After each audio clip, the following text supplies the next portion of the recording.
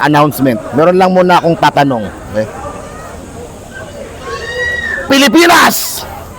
Handa na ba kayo? Ibuwis ang buhay para kay Risa Hontiveros!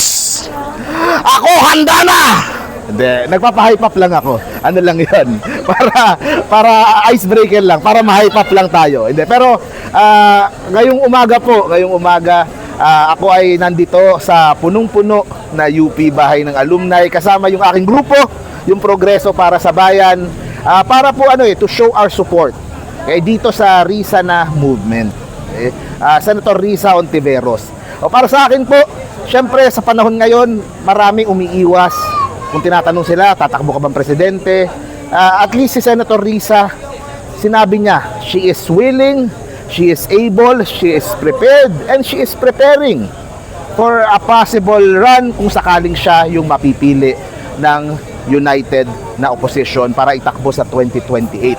And para sa akin, sa kakayahan, walang question, sa track record, kitang-kita naman at napakarami nang nagawa ni Senator Risa Hontiveros at marami pa siyang magagawa. Siguro ang hiling namin sa mga tao na pumunta dito at sa mga nanonood is buksan yung isip, yung damdamin, yung puso at ikonsidera kay si Senator Risa Hontiveros. Tignan, give her a second look kung ano yung kanyang nagawa at kung ano yung kanyang mga plano para sa Pilipinas. Kung anong Pilipinas kung anong mangyayari kung sakaling si Risa Hontiveros yung maging presidente ng Pilipinas.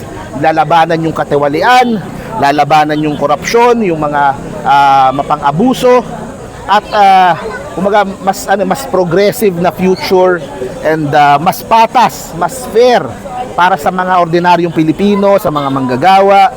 Of course, yung laban sa West Philippine Sea itutuloy lang at pas palalakasin yung pong mga institusyon sa Pilipinas. So sa akin po ikonsidera, ikonsidera si Senator Risa Hontiveros, tignan po at buksan yung puso at isip kasi po si Senator Risa ay handa na. She is willing, she is able to be the next president of the Philippines. Sir, so you mean po, yung pagtitipon po ng mga kababayan natin dito is sila po ba ang nag-udyo kay Senator Risa or si Senator Risa din as in po yung willing talaga na magtakbo bilang president? Si Senator Risa, she has been asked sa mga interviews.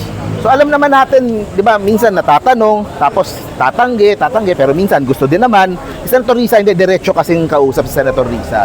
So tinanong siya, sabi niya kung sakaling mapagdidesisyonan ng partido, ng koalisyon na ako yung tatakbo, then I will take the challenge. Itong mga tao dito nandito to show yung suporta nila dahil ang kanilang choice para maging standard bearer ng koalisyon ay si Senator Risa.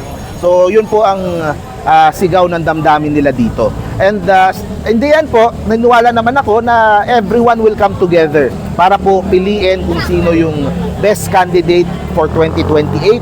And yun, hopefully po ay makonsider ng mga nanonood si Senator Risa. So yun po kasi sir, di ba, pag hindi na-impeach si Vice President Sara Duterte, matunog yung pangalan niya. So, ibig sabihin, katunggali niya si Senator Risa. Pag in case na hindi po siya ma-impeach, ano po ang mas, po sa inyo, either po sa, po yung, ibig sabihin, kanyang bank account, I think doon pa lang is reason na to convict her and doon pa lang ay malaki ng sa mga taong bayan para pag-isipan, di ba? Sino ba ang gusto nating presidente?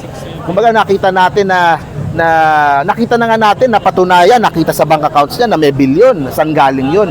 Na posibleng galing sa korupsyon, tapos yun pa rin ba ang ating susuportahan? Hindi yan po, choice naman ng taong bayan yan. Ano yung 6.7?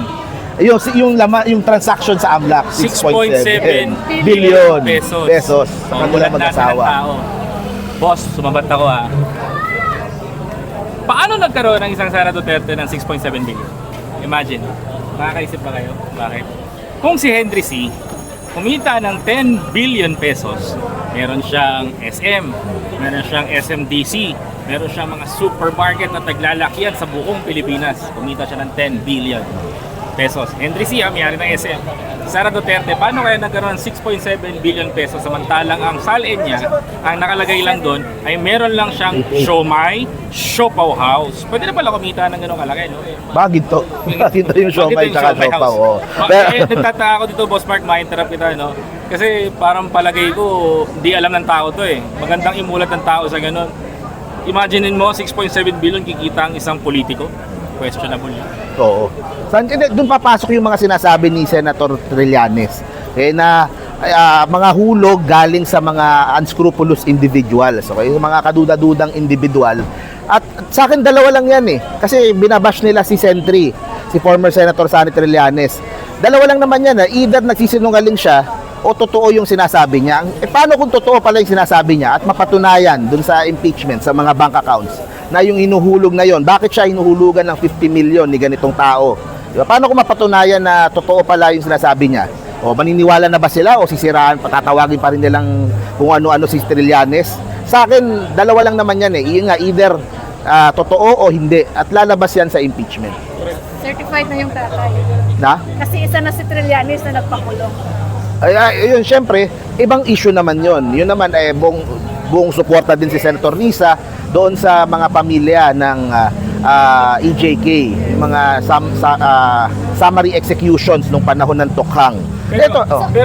Pero ang stand ni sagutin ko lang yan. Pero ang stand ni Senator Risa dun sa mga EJK victims, kaya isa siya ng mga pamilya ng mga namatayan at isa siya sa mga lumalaban din sa karapatang pantao. Totoo. Kaya tama na ikulong si Duterte sa Netherlands, tama rin na panagutin si Bato, tama rin na ipakulong si Bongo at ang lahat ng sangkot sa pagpatay sa Pilipinas. Yun ang tama. Yun. So yun, tinitindigan yun ni Senator Risa Ontiveros.